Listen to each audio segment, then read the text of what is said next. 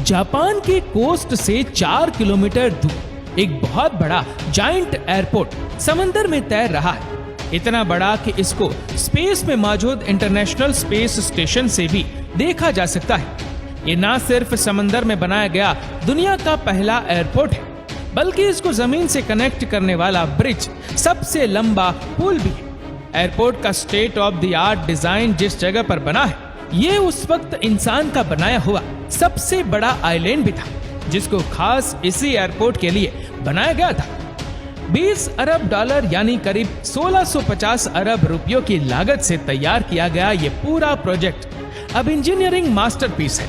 लेकिन कंस्ट्रक्शन के वक्त इसमें ऐसी क्या कमी छोड़ी गई थी, ये दिन ब दिन समंदर में धंसकर डूबता जा रहा है। जापान ने जमीन को छोड़कर समंदर में एयरपोर्ट बनाने का खतरा क्यों मोड़ लिया, और अब इसको डूबने से रोकने के लिए इंजीनियर क्या प्लान कर रहे हैं? दोस्तों, जब बात हो रही हो फ्यूचर टेक्नोलॉजी और हैरान करने वाले स्ट्रक्चर्स की, तो जापान का नाम ना लिया जाए ऐसा भला कैसे मुमकिन है?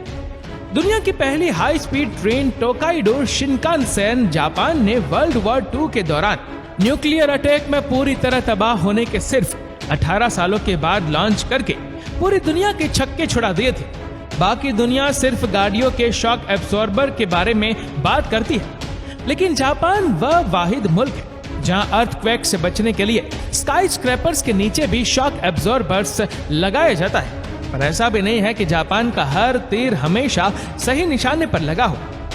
इंजीनियरिंग प्रोजेक्ट फेल भी होते हैं और इनमें गलतियां भी होती है, और ऐसी ही कुछ गलतियां जापान के कंसाई इंटरनेशनल एयरपोर्ट को बनाते वक्त हुई थी। जापान के कंसाई रीजन में बना ये एयरपोर्ट वैसे तो ओसाका सिटी, कोबे और क्योटो से बहुत करीब है, जहां ऑलरेडी 3 एयरपोर्ट्स सिर्फ 50 किलोमीटर के रेडियस के अंदर अंदर मौजूद है। जापान की बढ़ती हुई पॉपुलेशन और इकोनॉमिक डिमांड को देखते हुए यहाँ एक और एयरपोर्ट की जरूरत है। ये मसला यह था कि जो एयरपोर्ट्स ऑलरेडी यहाँ मौजूद थे, उनके चारों तरफ आबादी ही आबादी है। उन एयरपोर्ट्स को एक्सटेंड करना पॉसिबल नहीं था, और दूसरी तरफ कंसाई रीजन में जो जमीन खाली पड़ी थी वह फार्मर के इस्तेमाल में थी, जिन्होंने एयरपोर्ट के लिए देने से इनकार कर दिया। जापान के पास अपने एक्सपोर्ट बढ़ाने और इंटरनेशनल टूरिस्ट को अच्छी तरह फैसिलिटेट करने का सिर्फ यही एक ऑप्शन बचा था कि कैसे भी करके ओसाका बे के ऊपर एयरपोर्ट बनाया जाए। ओसाका बे का ये हिस्सा करीब 60 फीट गहरा है, और यहाँ एयरपोर्ट बनाने का मतलब है कि पहले यहाँ आइलैंड बनाया जाएगा। कंसाई इंटरनेशनल एयरपोर्ट की कंस्ट्रक्शन 1987 में स्टार्ट की गई थी। उस वक्त प्रोजेक्ट के लिए सिर्फ $8 बिलियन के खर्चे का एस्टिमेट किया गया था, लेकिन प्रोजेक्ट की कॉम्प्लिकेशंस की वजह से यह रकम 8 बिलियन से $20 बिलियन तक जा पहुंची। अगर इसको जमीन पर बनाया जाता तो ये कॉस्ट इससे भी डबल हो जाती थी, क्योंकि फार्मर से जमीन लेने के लिए उनको भारी कंपनसेशन भी देनी पड़ती है।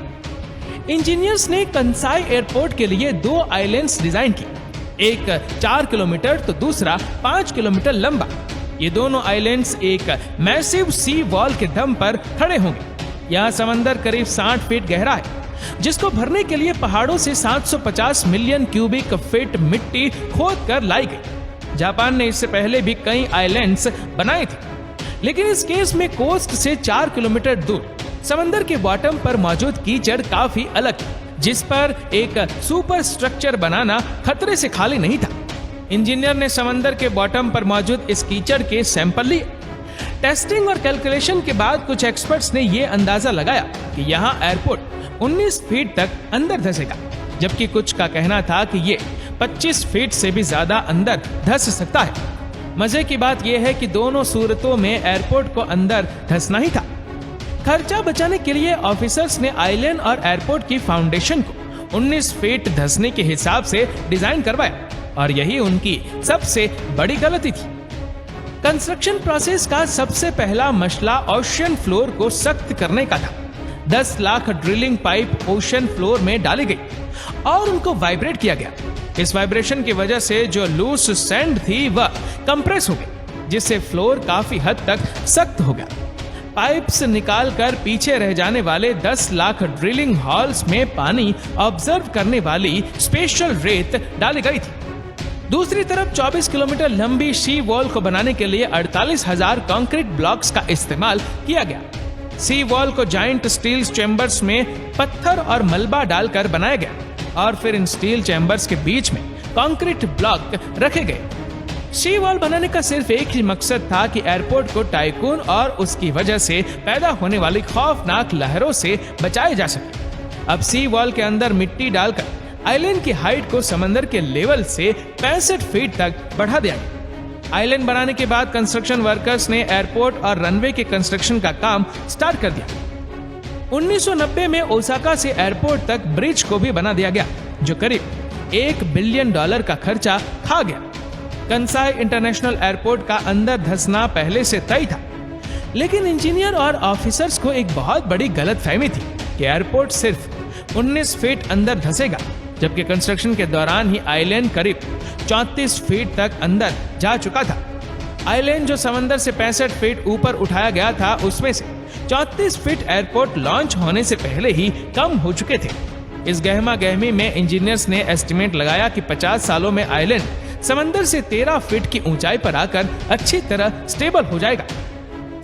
13 फीट की ऊंचाई एयरपोर्ट को सैलाब से बचाने के लिए कम से कम रिक्वायरमेंट है, लेकिन यहाँ पर भी इनका एस्टिमेट गलत साबित हुआ, क्योंकि जो चीज वो 50 सालों के बाद एक्सपेक्ट कर रहे थे वह सिर्फ 10 सालों में ही आ खड़ी हुई।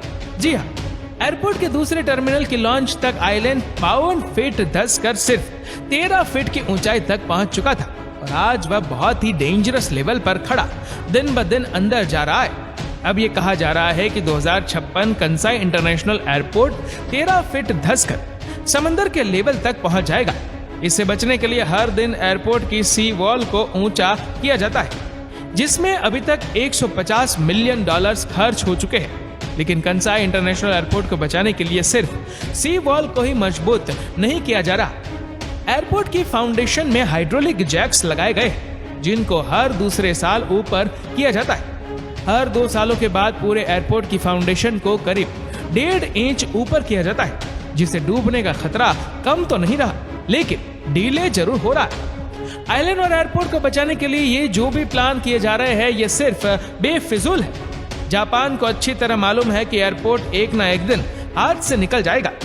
हर साल मिलियंस ऑफ डॉलर्स खर्च करके वो एयरपोर्ट को तो बचा ही रहे, लेकिन साथ में वो टाइम भी खरीद रहे, ताकि शायद उस वक्त वो कंसाई में ही कहीं और एयरपोर्ट बना सके। एक तरफ जहां एयरपोर्ट डूबने का खतरा सर पर मंडरा रहा है, दूसरी तरफ कुदरत भी हर आए साल दस्तक दे रही है। 2018 में ओसाका बे पर टाइफून जेबी ने हमला किया था। ये तूफान इतना बड़ा था, इसने समंदर का लेवल 10 घंटों के लिए बढ़ा दिया और सारा पानी कंसाई एयरपोर्ट में दाखिल हो गया। रनवे पानी से भर गए और एयरपोर्ट पर पार्क हुए जहाजों को भी खासा नुकसान उठाना पड़ा। इस घटना की वजह से एयरपोर्ट के सारे ऑपरेशंस को मजबूरन होल्ड करना पड़ा। कंसाई इंटरनेशनल एयरपोर्ट बेशक ही डूब रहा है, लेकिन जापानीज इसमें अपनी हार नहीं बल्कि अपनी जीत मानते हैं, क्योंकि उन्होंने वो करने की हिम्मत दिखाई है जो आज तक कोई दूसरी नेशन नहीं कर पाई। दोस्तों, इस वीडियो को लेकर आपकी क्या राय है, नीचे कमेंट करके जरूर बताएगा। और अगर आपको वीडियो अच्छा लगा हो तो इस वीडियो को लाइक करेगा, शेयर करेगा ज्यादा से ज्यादा लोगों तक, और ऐसे ही और भी रोचक जानकारियों के लिए सब्सक्राइब करें हमारे YouTube चैनल को और Facebook पर फॉलो करें हमारे पेज को। धन्यवाद।